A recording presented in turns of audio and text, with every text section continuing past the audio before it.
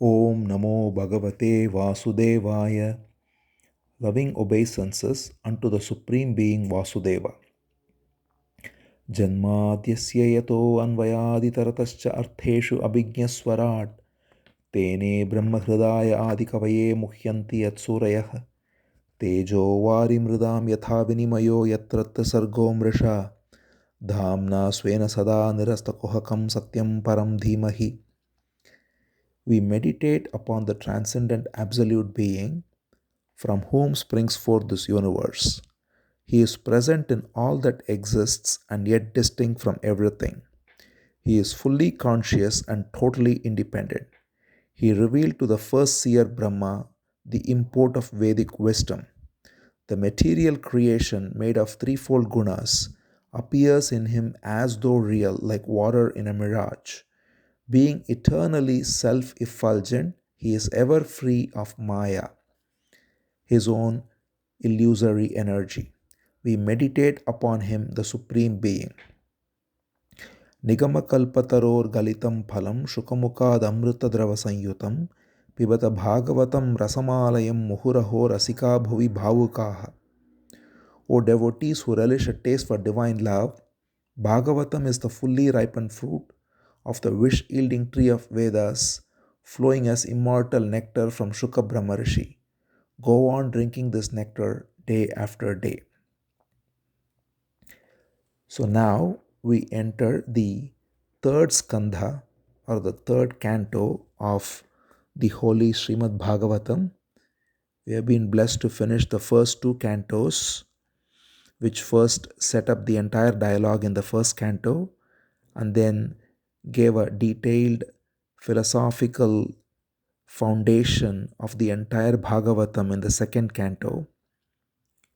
Now we are entering the third canto, which is the sacred dialogue between Vidura and Maitreya, but first it begins with Vidura meeting Uddhava. So Parikshit asked a bunch of questions, and Shuka Brahmarshi mentioned towards the end of second skandha that the entire Bhagavatam that was revealed to Brahma and that was written by Vyasa and taught to him contains the answers for all the questions that Parikshit asked. And in fact, some of those questions were asked by Vidura to Maitreya, and that's the reason why Shuka Brahmarshi said he will now narrate the dialogue between Vidura and Maitreya. So, Shuka Brahmarshi begins the skandha by saying, Hey Parikshit, the questions that you asked were exactly the questions that Vidura asked the great sage Maitreya. When Vidura had left his house, his palace, and went on a great pilgrimage, roaming around, and happened to meet sage Maitreya. As you know, he says it was at Vidura's residence that Lord Krishna, when he visited Hastinapura, stayed, ignoring the hospitality of Duryodhana. So he is mentioning this to impress upon Parikshit the greatness of Vidura, which of course Parikshit very well knows. But still, it's good to give the greatness of any great devotee when we talk about him, in order to not only glorify the Supreme Being but the great sages and devotees who are surrendered unto him. Vidura is one such special devotee, a totally surrendered and extremely wise person who comes in Mahabharata and who is the uncle of both the Pandavas and the Kauravas, and who offered wise counsel and yet was rejected by Dhtrarashtra. We saw in the first skandha how Vidura, out of great compassion, took Dhritarashtra and his wife Gandhari away in the last stages of their life and got them the ultimate purpose of human existence by realizing their true self. And the same Vidura throughout lived as a surrendered devotee with full of compassion towards all and providing wise counsel.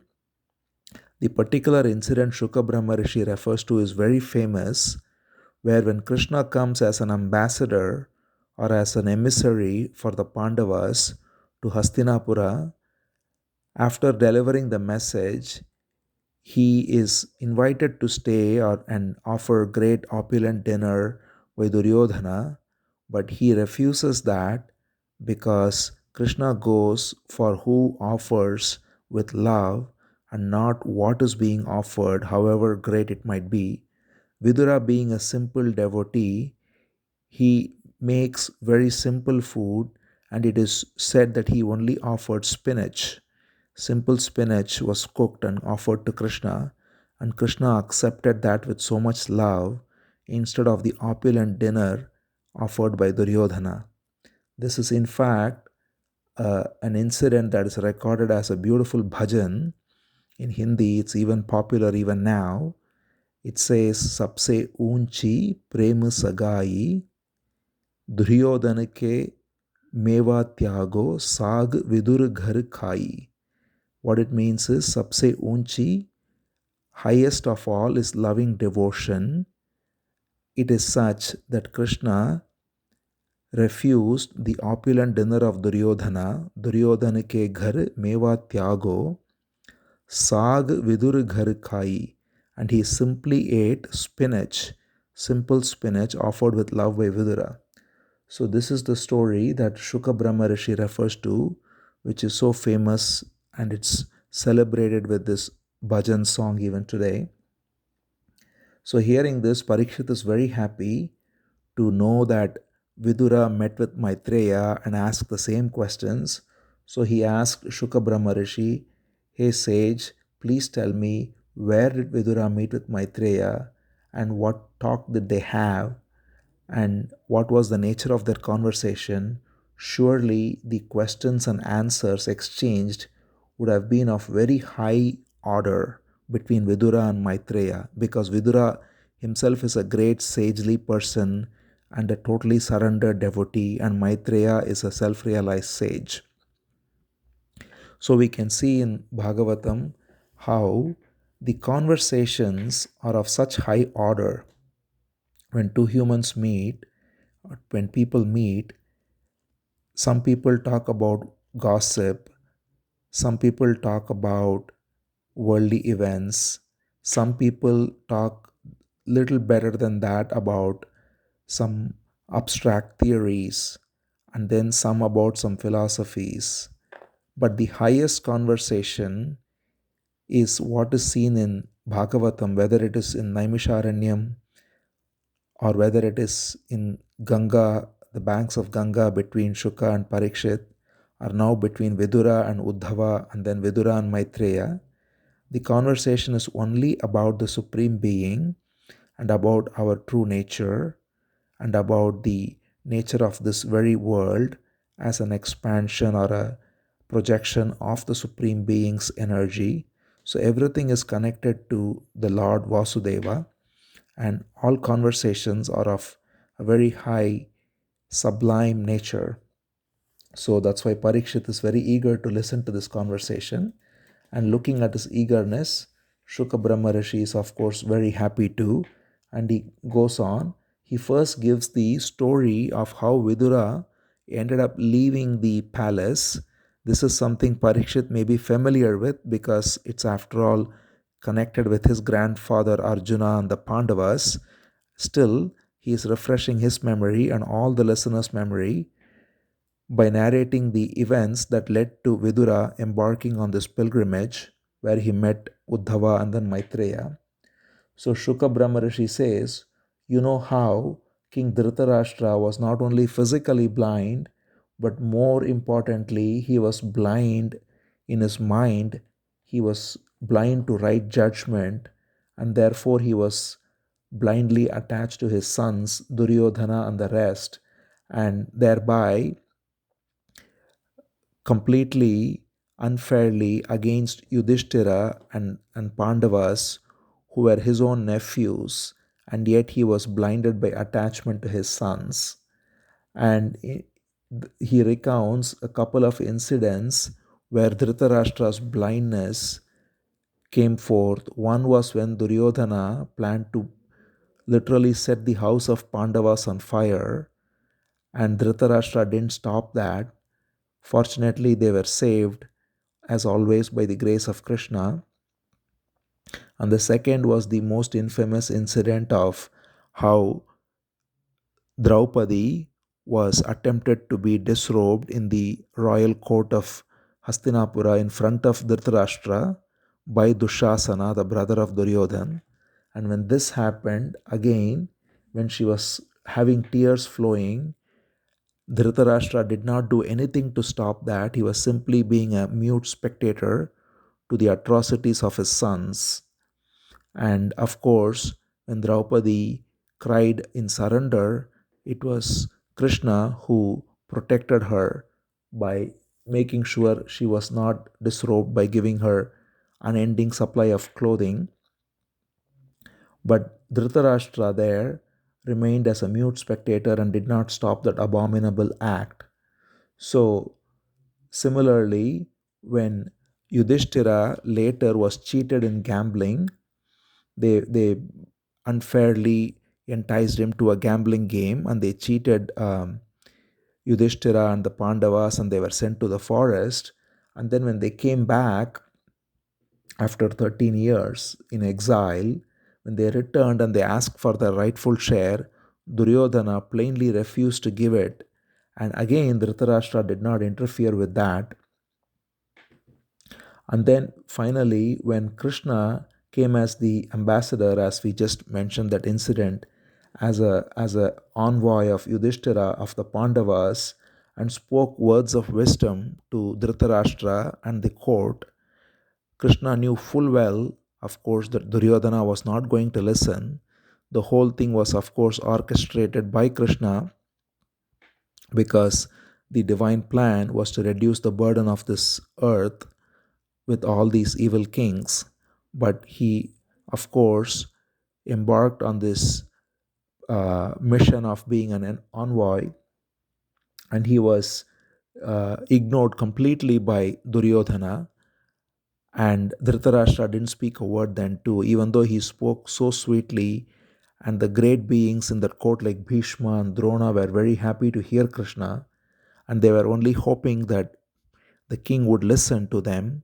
But the king was blinded by his attachment to Duryodhana, and therefore that was also not listened to. So finally, Dhritarashtra invited Vidura, because the one thing that Dhritarashtra had was he had respect for Vidura.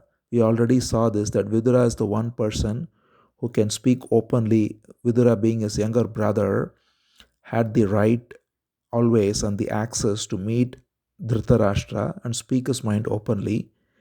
That was the good thing about Dhritarashtra, which saved him in the end. But he was not saved till his son was there, because he was so blinded by attachment to his sons that he did not listen to Vidura's counsel, even though he heard it.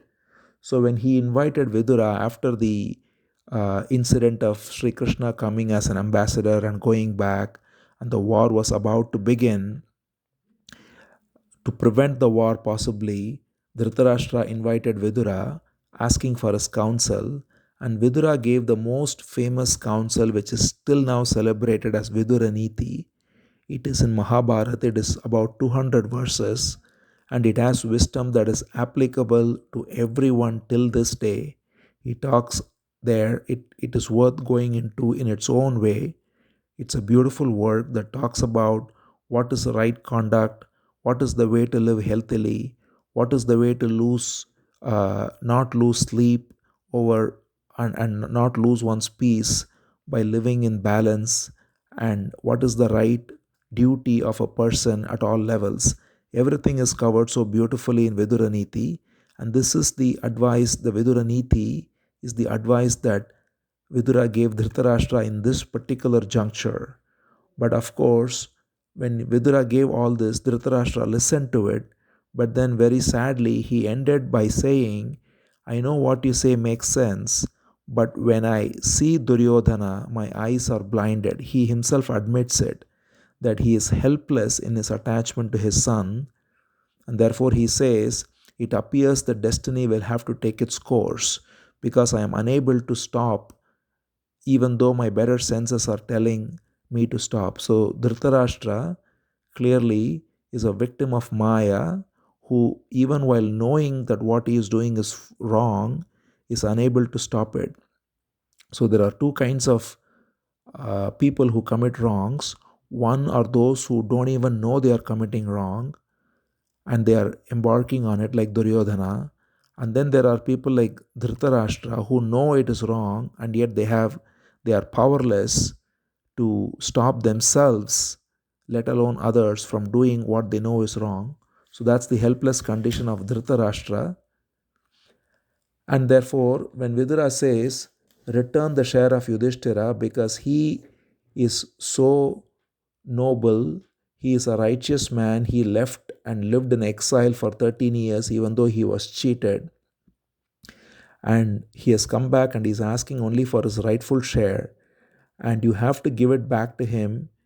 Otherwise, you know that Bhima, his brother, is full of anger, and his other brothers, including Arjuna, are so ferocious that if your sons meet them in the battlefield, they will be completely destroyed. So it is only sensible for you to return the rightful share to Yudhishthira. But of course, he is in no position to listen to all this.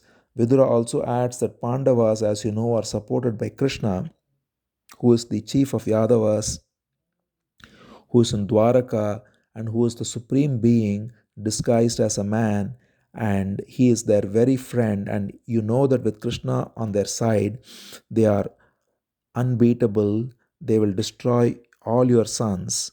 And not only that, he says Duryodhana is literally evil incarnate. He considers not only the Pandavas his enemy, but he even considers Krishna his enemy. He is turned against Krishna. Therefore, please abandon this Duryodhana. So he gives very direct and strong counsel to his brother Dhritarashtra on his face that his son is evil incarnate and he has to literally abandon him, even though it is his own son, because attachment to an evil son, attachment to anyone is of no good, but attachment to an evil son, especially, or an evil relative, is the most dangerous because it blinds one to commit really self harming acts, and that's what Dhritarashtra was doing. So when he said this, Duryodhana had entered the chambers where this conversation was happening. So he heard Vidura say that Duryodhana is evil incarnate, and Duryodhana was literally trembling with anger. His lips were shaking. His whole face became red. He was so angry, and he said, who allowed this crooked son of a maid to enter this chamber? He is disloyal and he doesn't even deserve to live. But because he is my uncle, I only want him to be banished from this place, even though he rightfully should be put to death. This is how strongly Duryodhana is speaking about his own uncle, who is such a wise person. What he refers to here is, of course, that Vidura was born of a maidservant, even though he is the stepbrother of Dhritarashtra. Unlike Dhritarashtra and the other brother Pandu, who were born to princesses, Vidura was born to the maid servant of the princess and therefore a stepbrother. And this was brought by Duryodhana to hurt Vidura at this juncture by saying he is the son of a maid servant and a disloyal one at that, banish him.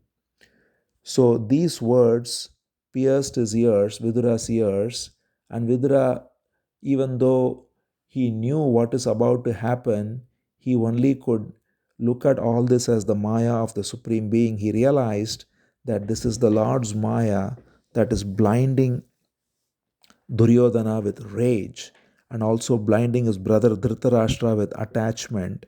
And therefore, he recognized that he has done his bit and now there is nothing more he can do. So, therefore, he dropped all his royal weapons and his clothing and everything, and he simply departed Hastinapura for a holy pilgrimage, for what's called a Tirtha Yatra.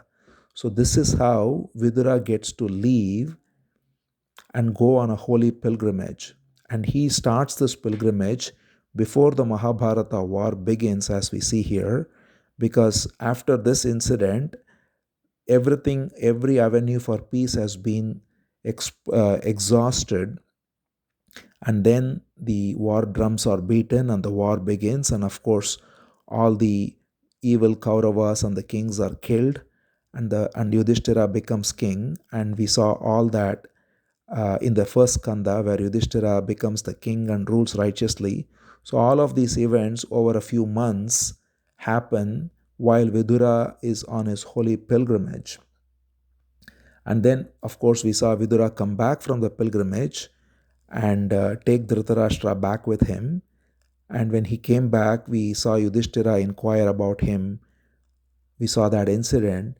But now we are going back in time, as it were, to that few months when Vidura was on the pilgrimage, which started from before the Mahabharata war until for some time after Yudhishthira became the king.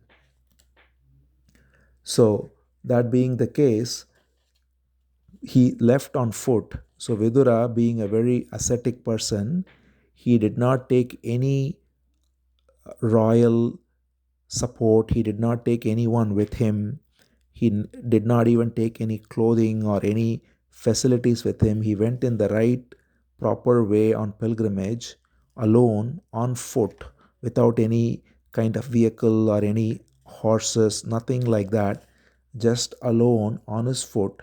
He went through various cities and various lakes and rivers and holy places, and everywhere there was a holy temple of Lord Narayana. He would take a dip in the river there, offer his prayers there, and then stop at that place for some time and keep going like this through different parts of the land of Bharat. And he was also dressed as a recluse because he didn't want anyone in the kingdom to recognize him. So neither did he have any royal paraphernalia with him, nor did he even appear in his normal uh, dress or even his normal looks. He became like a recluse, and his face was changed and his dressing was different, so nobody could recognize him. And he would go unrecognized and simply walk through various places, take dips in sacred waters, and worship Hari in all the places there. So, this is why, if we remember in the first Skandha, Yudhishthira beautifully says to Vidura when he comes back that you are such a great person that you make the holy places holy. He says, Tirthi Kurvanti Tirthani. People like you make the holy tirthas into holy tirthas because you give them sacredness, give them the holy presence of yours, which others come and partake of. So that's what Vidura was doing, being a completely renounced and completely detached from all worldly affairs, with no connection to anything, not even aware of the war going on, the great war going on in the land. He was just going around. Finally, he reaches this place called Prabhasa, which is near Dwaraka, which is in the western uh, land or the western part of current Bharat in Gujarat. And there he hears, by this time a few months have passed, and there he hears that the war has happened, all of them have been killed, and Yudhishthira has been made the king. And he was very sad to know that just as bamboos rub against each other and the whole forest burns because of the fire. We saw this simile before too, where we saw that when two bamboos rub against each other, they cause the whole forest to burn, and that's how the Pandavas and the Kauravas, who are cousins, rubbed against each other and the whole land burned. And then we also saw that the wind that made these two bamboos rub against each other was the Supreme Being Krishna. So it was all along Krishna's divine plan to remove the burden of earth and remove all the evil kings while displaying wonderful leelas, and that's how this all came to pass. So Vidura, of course, rules it that just as bamboos rub and consume the whole forest by fire, all the entire clan has been killed through this civil war. And therefore, with that lamentation, he walks to the Saraswati river, which flows west. In fact, interestingly, there are only two famous rivers in India, in Bharat, which flow west. All the great rivers, Ganga, Yamuna, Godavari, Kaveri, all flow east. Only Saraswati and Narmada flow west, and Sindh too, the river Sindhu.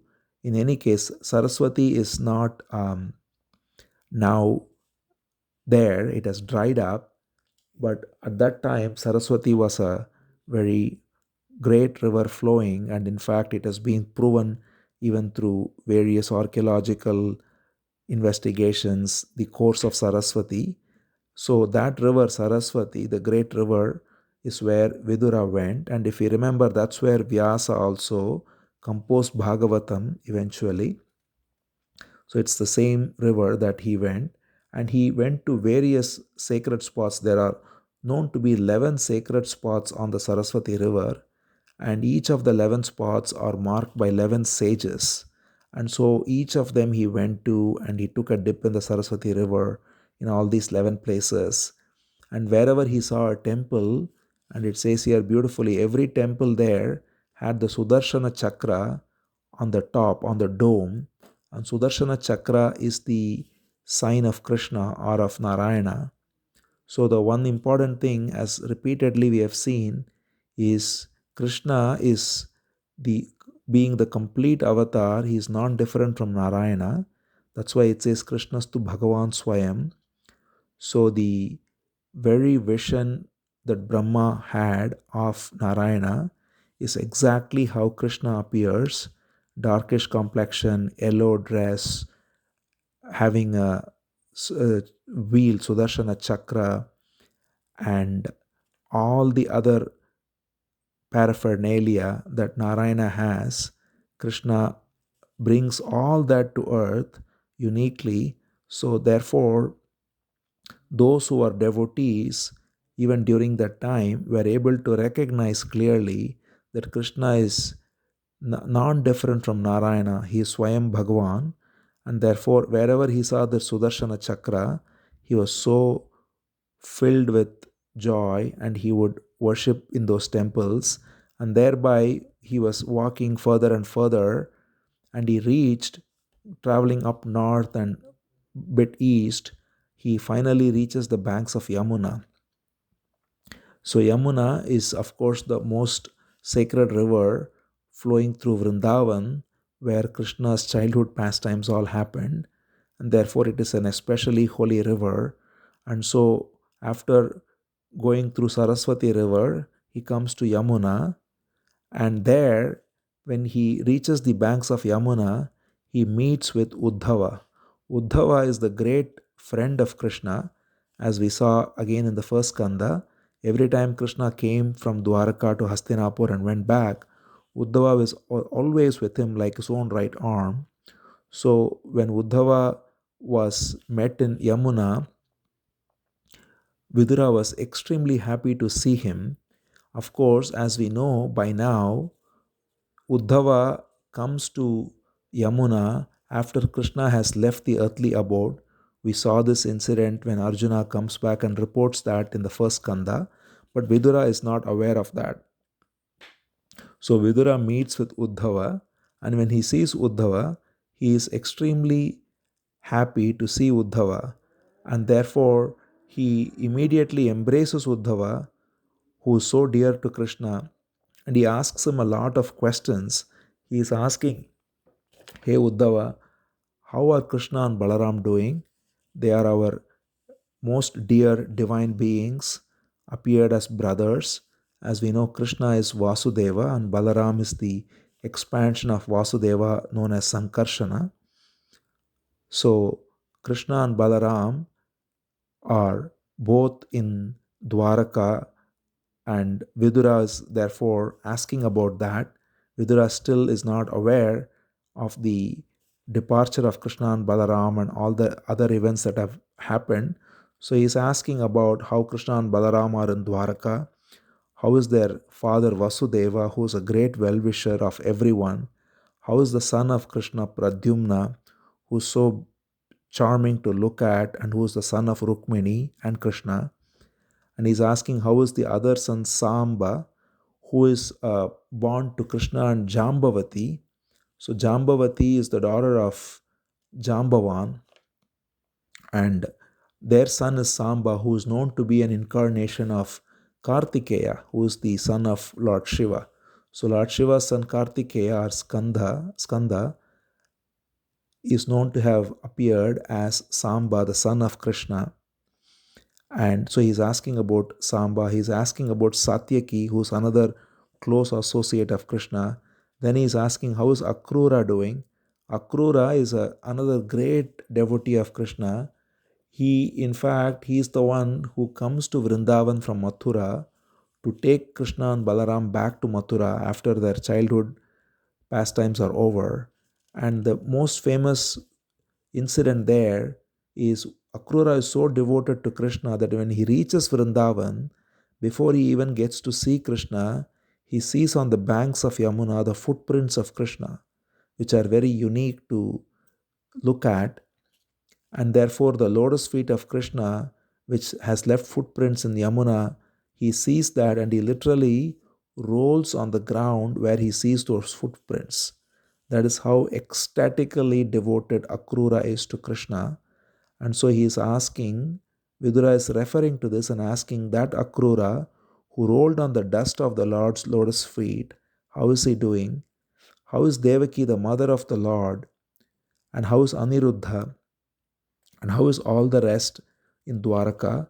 And then he also inquires about the Hastinapura kingdom that he has now heard Yudhishthira has established. So he's asking, how is Yudhishthira? He has after all got as his two arms Vijaya, which is Arjuna, and Achyuta, which is Krishna. Because Krishna is always there to support him, and his own brother Arjuna is there to support him.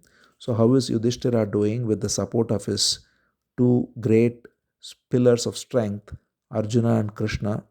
How is Bhima doing, who is of great strength? And how is Arjuna himself doing?